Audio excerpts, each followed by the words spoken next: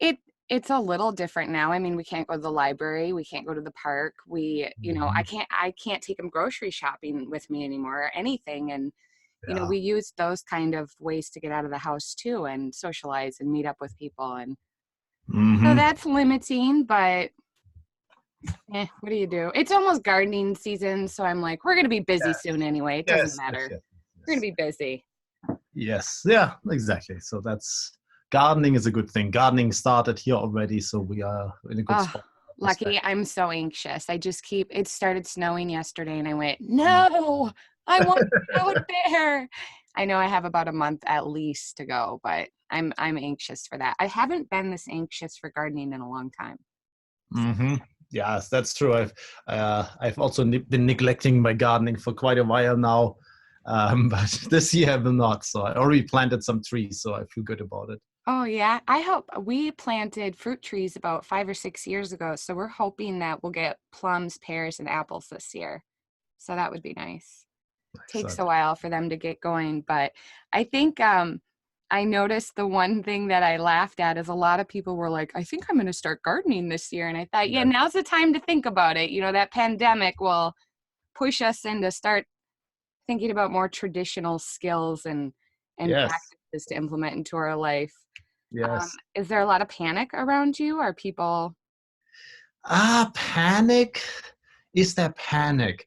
No, I would actually say we are already settling into like a second phase where people have noticed there will not be panic. mm-hmm. There will not be this general state of catastrophe, rather that we are kind of in something that is more amorphous, that will go on and continue like this with an unclear outcome. So yesterday I had my lab meeting via online virtually with all the different students, and only one of them reported having witnessed true panic Mm. of someone in a grocery shop who had kind of really piled up the whole thing and was pushing people out of the way with the car to say, out of your way, and panicking through.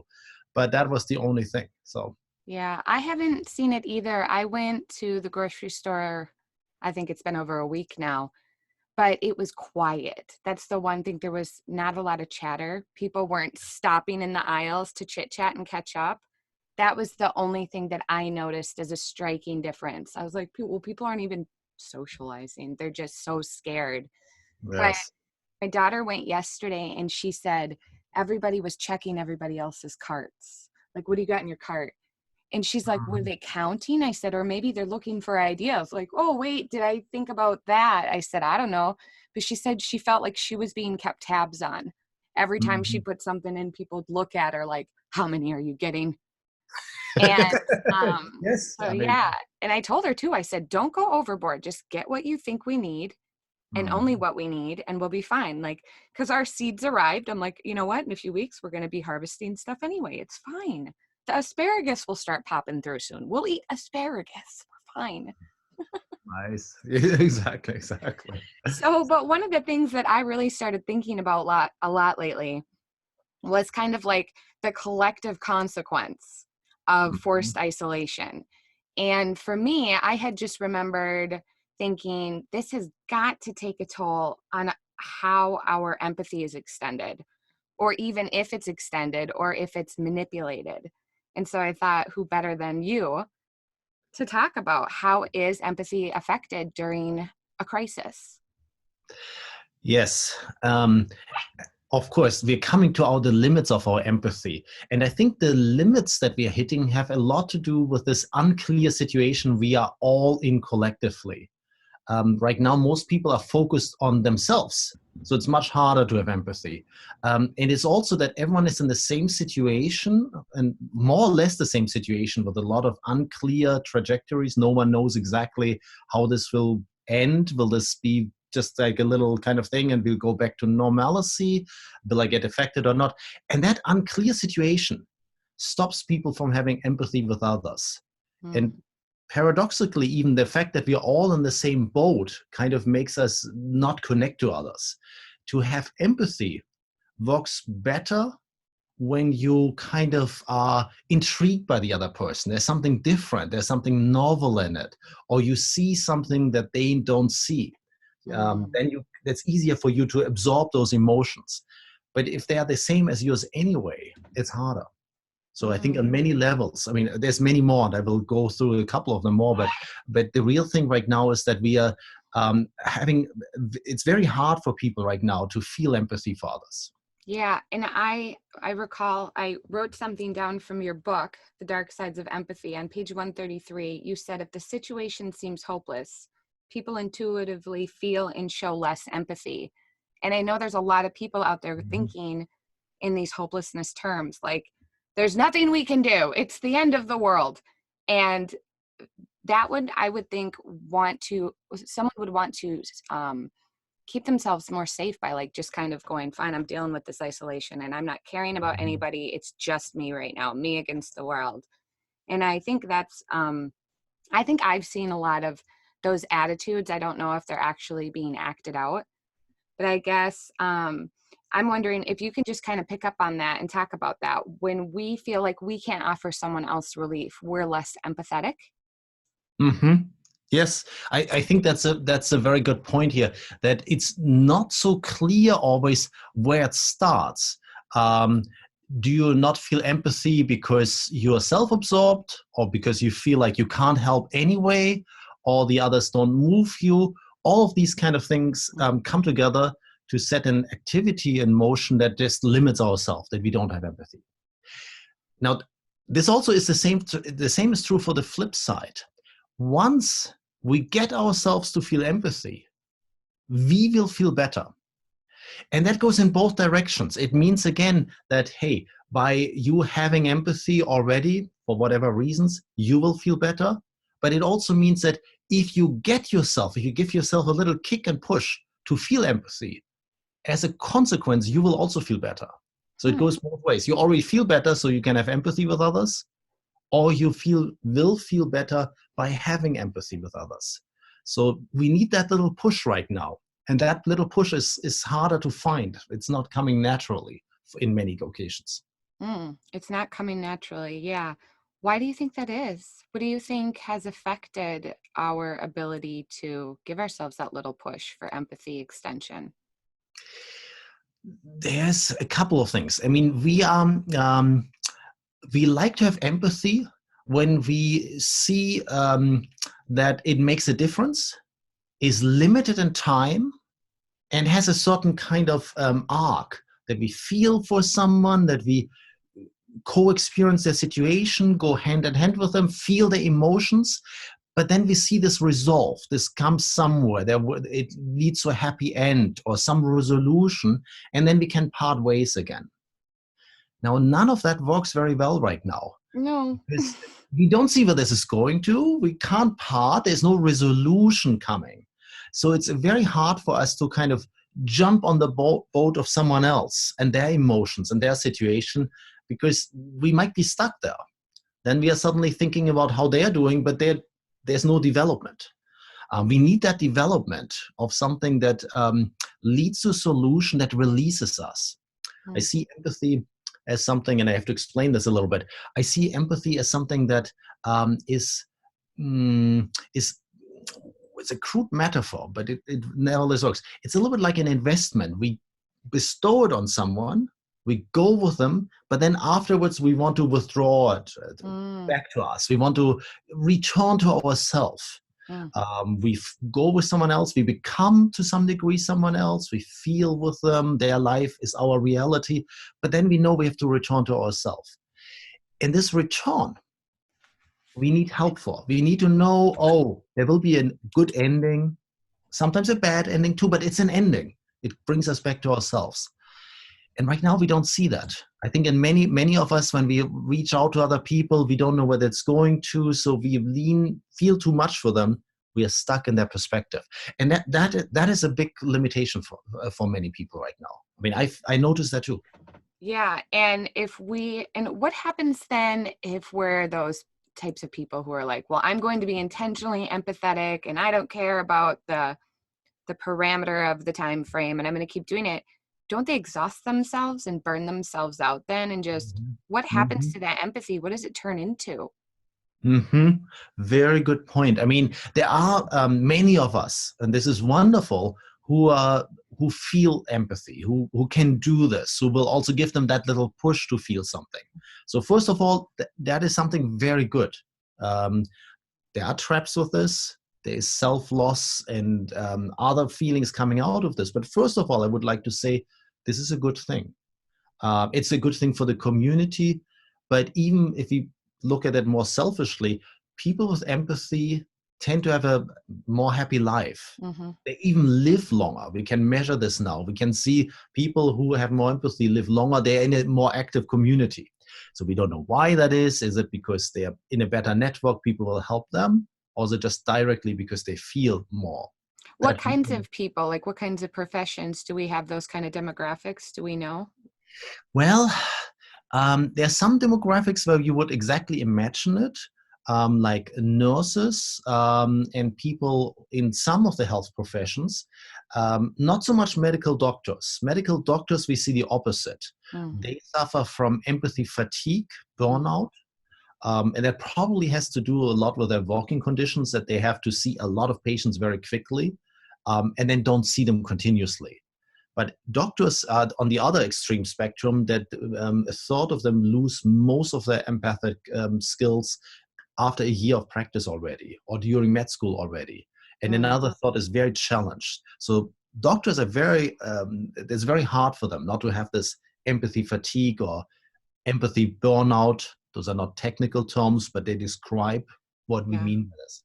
Nurses don't suffer from that. Nurses tend to spend more time with patients and probably have less time pressure. That's probably a Yeah. key driver of that difference. There's others too, and we don't understand all the dynamics very well. Teachers tend to be doing okay too. People who are in the social professions, that's where we would that's exactly where we would expect high empathy, and it is true. Of course, people also select those professions because they like to be Mm, around they're people. drawn to it. Yeah. So that there's a lot of that is in those areas. But then again, there's people in all kind of areas too. I mean, people don't just choose their profession based on their empathy skills, but those are definitely areas where you have that. Okay. And so your original question, if I return to that, was Yeah. the question, so what happens when people kind of exhaust themselves and they keep pushing themselves, now especially, to say, no, I will have empathy? Um, it depends. But there are two negative possibilities. The one is what I described as empathy burnout. Mm-hmm. And these are really colloquial terms to describe a very serious phenomenon, of course, that people just get so exhausted by this process. There's too little return coming for them, that afterwards, or after a while, they just really do not feel any empathy any longer. There's another possible negative outcome, and I emphasize the dark sides of empathy. There's also got a lot of good outcomes, even for people who exhaust themselves. There's way to refuel yourself for many people. Mm-hmm. But the other negative outcome that is possible to not just being fatigued, but to develop resentment, to get Yeah. aggressive about it, to um, in a very aggressive way then start to develop negative feelings about others, for feeling as a lack of recognition in some cases, where you feel Mm. like you're doing so much, you're doing all that emotional work with and for others, and you don't see the return coming any longer because people are scared right now. They are focused on themselves. They are unable to perceive what's going on. And not everyone is as media savvy as people who are watching the podcast because, or listening to it, because they already are connected on the internet, but others can't do this over far Yeah. distances. They need the proximity. There can be aggression moving out, blind aggression, very specific aggression to other people. Wow. Yeah, I read that you said that empathy feeds into resentment in the form of rage because we've sacrificed our own self. And Mhm. it's it's interesting. I hadn't really thought about it that we kind of expect empathy to be reciprocal. And Mhm. when you think about the definition, you wouldn't have that expectation that you're like, oh, well, I want some in return. But the reality is that's kind of our nature. We want that back, especially during Mhm.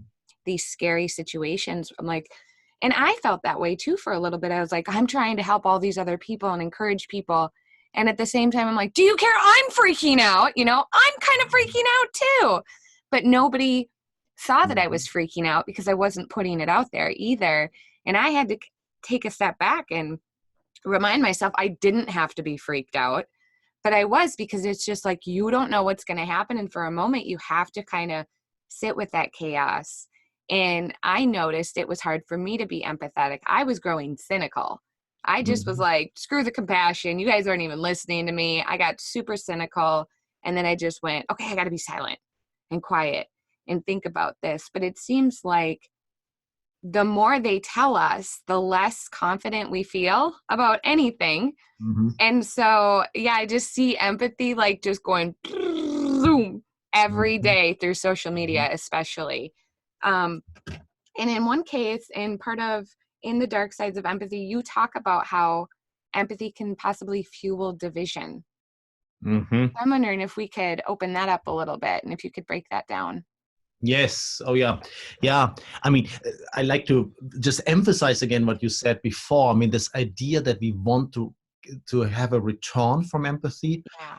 That's a very good point. I mean, empathy is not just a mere blind giving. It can feel that way, and it also can be that, and that is a wonderful thing when it happens, of course. But quite often, um, without knowing it, we expect some return. I mean, some as a minimum, some recognition or shoulder clapping. Sometimes more. I mean, it can be love, it can be friendship, it can be a return of empathy, some humanity that comes back to you. So for me, empathy is not. I mean, it's also there's a very selfish side to empathy. I mean, Mm-hmm. empathy enriches the life of the person who feels empathy. They also get to co-experience others, even from a far distance. It brings something to you. But often we also want the actual currency from others, the direct return. I mean, they say, "Hey, and what's about me? I'm here too. Yeah. Please see me. I'm a human being. I'm walking here. I'm sitting here alone. I'm doing this podcast. I'm not just some kind of exactly. I'm a human being. I Yeah. need that feeling of it. Very, very good point. Okay, you did ask me about something different here about the polarization effect of empathy, Yes. and that is a severe matter.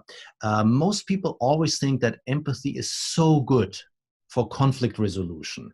If people only had a little bit of more empathy, we wouldn't be in this divided wall. There would be peace, there wouldn't be wars, we would not have so many arguments and all of those kind of things.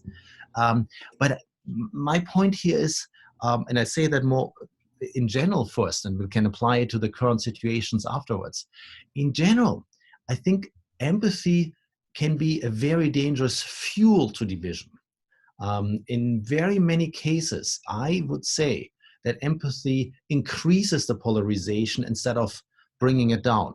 And how that works is simple. People see a conflict, they learn about a conflict, they witness this. It can be an argument between two people, it can also be a civil war, like between in Israel, between the Israelis and the Palestinian people, and all kind of divisions. It can also just be a fairly harmless sport contest. They see a conflict of some sort or some tension, and then most people take a side. We're very good at side taking. We like someone, kind of, we pick a side, we make a very quick judgment takers. We see someone for a second and we know, I like this person or I don't like this person. Fractions of a second, in fact. Um, and then something interesting happens. Once we choose a side, we are drawn into the conflict. We see the conflict from their perspective. We suddenly see the other side as, well, the opponent. The other side suddenly looks a little bit worse to us. We are starting to adopt the vision of the side that we have chosen. And then we start to feel that also emotionally, to say, hey, I really dislike these other people. They make me angry. They're bad people. We copy or we might copy then the whole value judgment and the emotional feeling of the other side, which means we start to demonize the other side. We care less about them. Their side is less important for us.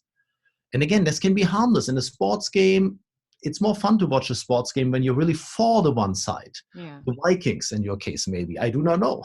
um, um, and then the others are not quite as relevant. If someone of the other players is injured or doesn't make his goal or score or whatever it is, it doesn't matter so much. It's not so pale. And that now you can imagine how this can be looking like in a political conflict or a real tension.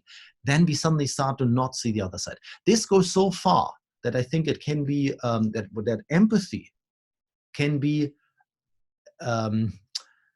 can lead to something like terrorism, Mm. where a terrorist, like the sleeper cells, is part of a conflict or sees it even from afar, chooses a side, knows which his side is, or picks a side, and then kind of overly demonizes the other side, paints the whole conflict in good and evil tones, and then forgets the humanity of the other side, gets very violent and aggressive in suppressing others.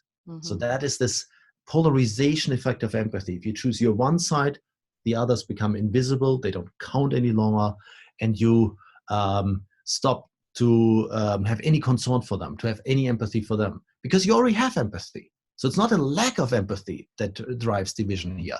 It's actually a lot of an excess of empathy, but only for your one side. Over-identification, overly empathetic to that one side only. Mm. And so, how are you seeing that worked out in the current situation? Well, in the current situation, it's I mean, there's a lot of things happening right now. But again, it is the question when we develop this feeling of divisions, when they're the us and the others, when we stop to care for certain others. I don't see that so much right now, actually. I don't think that is the main issue, that we have a divided society here. We had a divided society before already. That's true. Um, and I think it's basically, we see more of a continuation of the same kind of thing here. So people, if we take it as a political division, there will be kind of using the same kind of responses as before. Oh, those Democrats, those Republicans. So their responses to the crisis will be seen as that's the wrong kind of reply. So Mm. we bring our anxiety into pre-existing conflicts and then bring out some more rage and aggression on that side here. So if you look in the social media right now, that you can see there's a lot of aggression about certain proposals by the one or the other side, and a lot of dismissiveness. I think it's in this case the conflict is not bringing it out. The conflict is just providing further kindling for that fire that's already there. Hmm. What do you think about?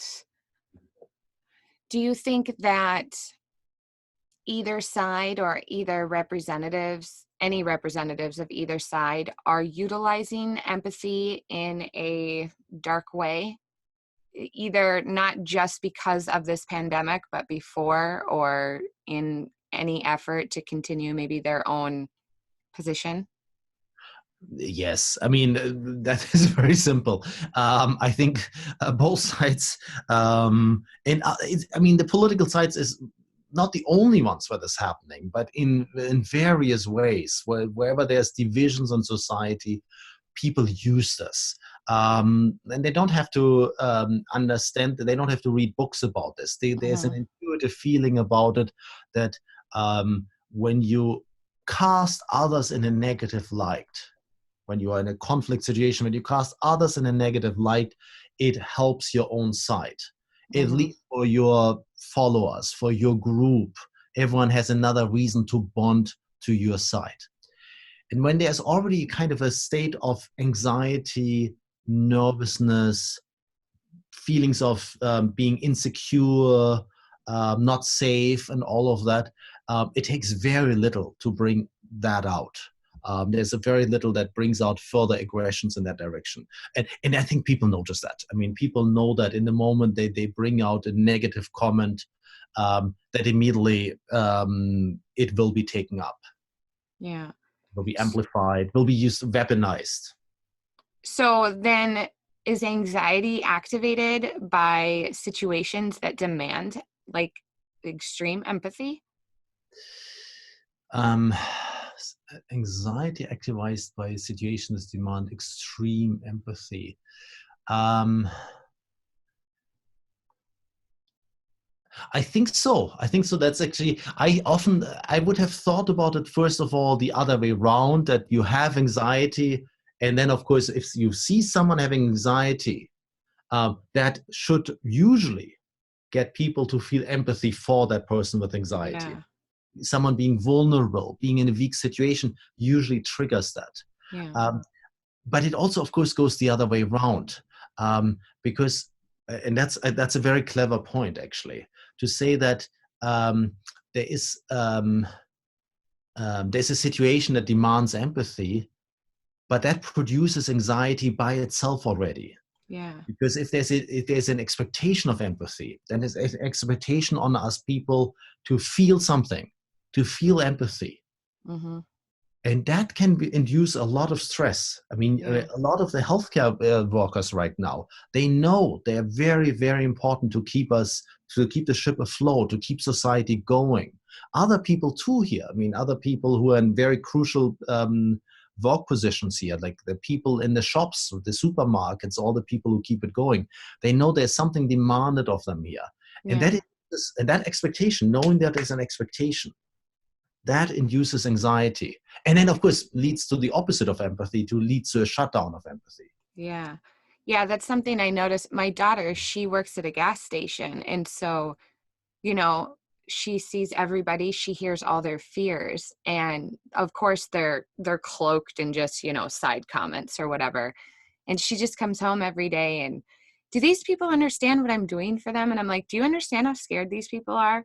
And do you understand that you are in a position where you have to Mhm. empathize with their fears right now? Are you scared, Lily? Yes. Okay. Well, they're scared too. Relate, be there for them, ignore their side comments. And that's something that I think we're all having a hard time doing. We're all Mhm. being so activated and offended by someone's fears. Someone is reactively showing their fears right now. Know that. Know that we're all doing that. I mean, I caught myself. I mean, I went on a deleting spree. I noticed that a couple of days I was just mean. I was not positive, and I'm like, we're gonna get rid of some of these tweets. That was not cool. Um, and it's okay to pay attention and go, you know what? I've been reactive. I'm going to settle down. Mhm. But if we're Mhm. always in this like heightened sense of activation, I just see that empathy is just like bouncing off of this wall of this activation and it can't get through. And I just wonder, like, what kind of techniques can we implement to, lower our anxiety and be open to extending empathy without allowing it to exhaust us and without allowing it to create resentment within. Like, what would you recommend that we could, even if it's some simple breathing exercise, what should we pay attention to? What should we be aware of to make sure that we're not letting our empathy turn dark?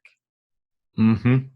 That is excellent observations, and I love the story of your daughter at the gas station. I mean, that's a very typical situation right now, where we have a lot of people who are helping everyone, um, and don't get that recognition. I mean, they come back and they're especially exhausted. So I'm really, I mean, I feel sorry for all the people in the Yeah. supermarkets, who constantly clean, who are in danger to getting exposed and then carrying it on to their own family. And they know that, and they're there anyway. They're doing their work.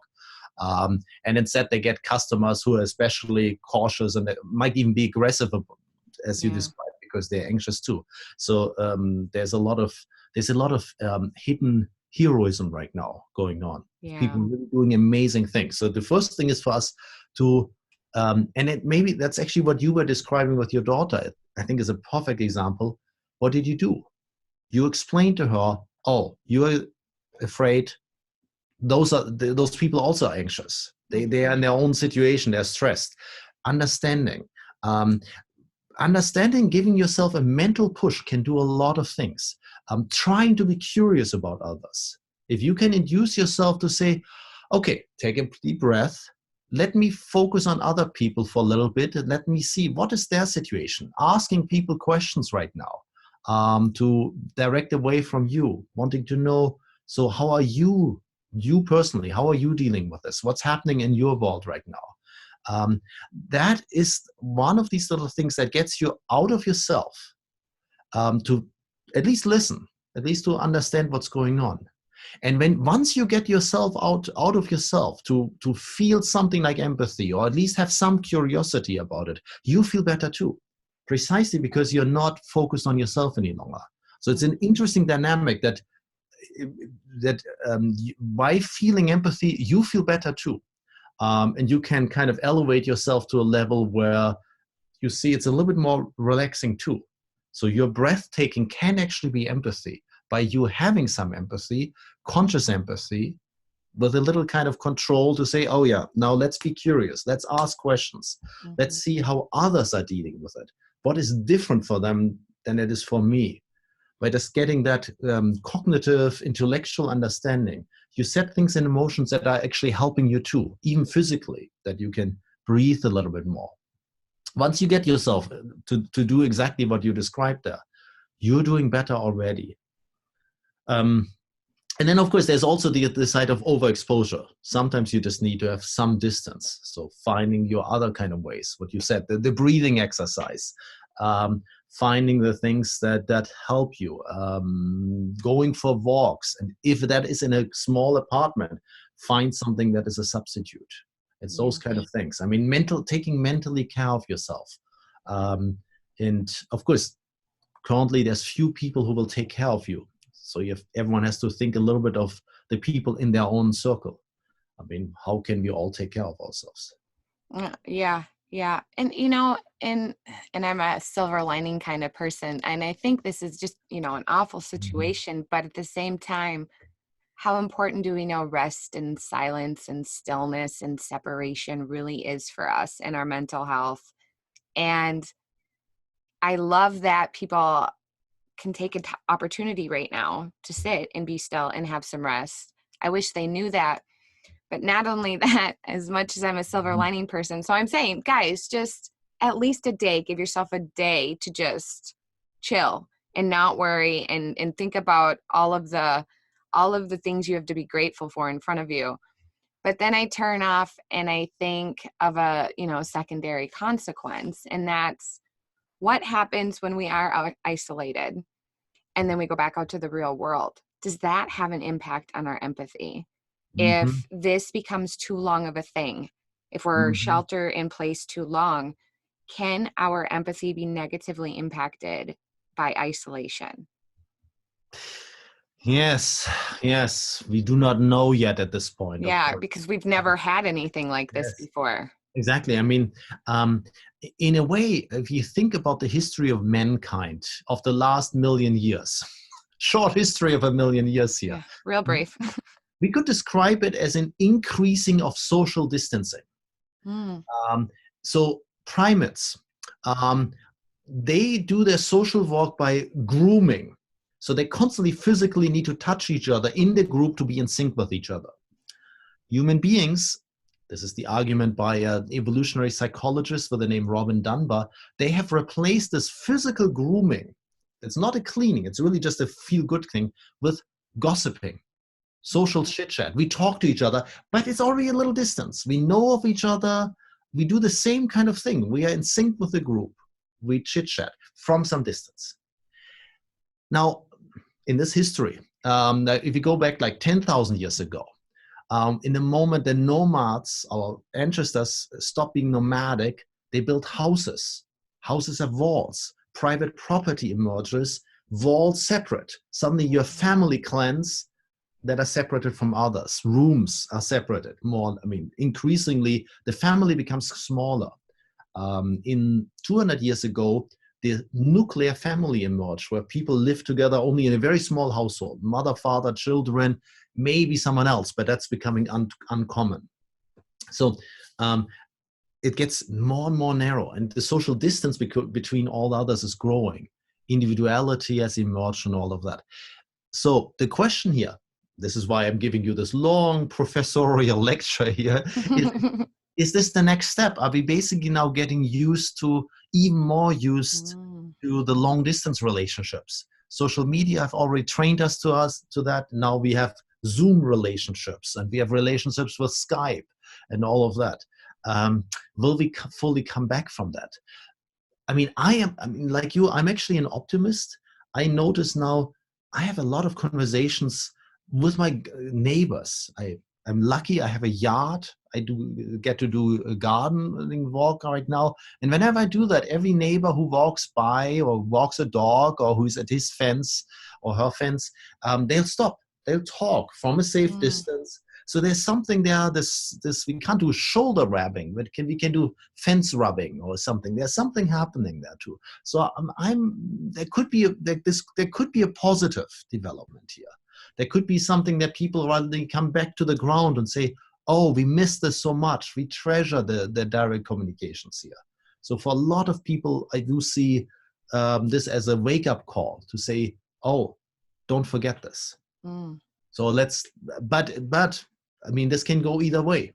It could also train us in that to say, "Oh yeah, why should I ever leave my room? I mean, I have everything there. Once in a while, I mean, Amazon now delivers all food for everyone and has been doing that for a while. So we'll probably, I mean, we'll get more of that. So in that sense, I mean, I think it's a crucial test for us right now. And I hope very much that it will bounce back. But the opposite can also happen. That is a true fear here. Yeah. It might polarize us more. Yeah, that's what I worry about, the polarization and the further of the distancing and the disconnect. And I heard this word tossed around, dislocation. And I think it brought me to get a little interested in someone by the name of Hannah Arendt. And I was not familiar with her work. And she talked a lot about how with the Industrial Revolution, we kind of traded this family and community for isolation and effectively a social distancing too. And I thought, wow, the more advanced we become and the more progress we make to better humanity and better practices with work and labor and injustice, we actually grow more distant from one another. And sometimes I think maybe it does take a pandemic to remind us what really does matter and to kind of close us all back in, because this is my life. Like I said earlier, is like nothing's really changed for us because we're 3 miles from town. My husband works here on the farm. I homeschool. I can work from home. And our life is centered here. And, you know, like my grandson is here too. And we've just always not been super social. And so we're not really seeing a lot of changes. But I think about all the extroverts and all the social butterflies, and especially considering how high populations live alone, what kind of effects that are just being created and what kind of new programming would come out of this if we don't do something to counter the anxiety and the lack of empathy or the overexertion of empathy. All of that is to say is I'm still going to look at this like we're still always an evolving social experiment, aren't we? Like always. Yes. So we have that to look forward to. Fritz, thank you for this. Thank you for doing it on such short notice and for offering your empathy expertise. Any work coming up? Are you going to do another book? Anything like that? Or are you just chilling? Yes. Oh, no. My next book is The Narrative Brain. How process evolved in stories and how our narrative thinking shapes how we live and how we make decisions in all respects. That sounds really fascinating. When can we expect that? Well, I mean, I had hoped to have it ready this summer, but I think it will be ready only in the winter time. So okay. maybe a year plus, unfortunately. Okay. I mean, I'm publishing essays, so my lab, the Experimental Humanities Lab, is doing a lot of studies right now with story retellings and how narratives are already perceived, empathy and narratives, emotions very strongly. We're having studies on emotions right now on narratives, so interesting things are coming out. Where can I find those? Where can we find those essays? Where do you publish them at? Mostly in academic journals, but some of them come out in open access journals like So what if I hop on JSTOR? Can I find it there? JSTOR, you can find it. If you All Google right. my name, you can find it. I mean, Plus One is a big place for it. Okay. Frontiers of Psychology is another one. Ooh. Yes, All yes, I right. can obviously I'll also. I'll do some digging and reading later then. That is okay. All right. Well, keep me posted on the book, and I'm going to go track down your work and see what I can learn from you. Thank you so much, Fritz. Thank you. Thank you very much, Danielle. Thank you for keeping up the good work and the good spirits here. That's very important right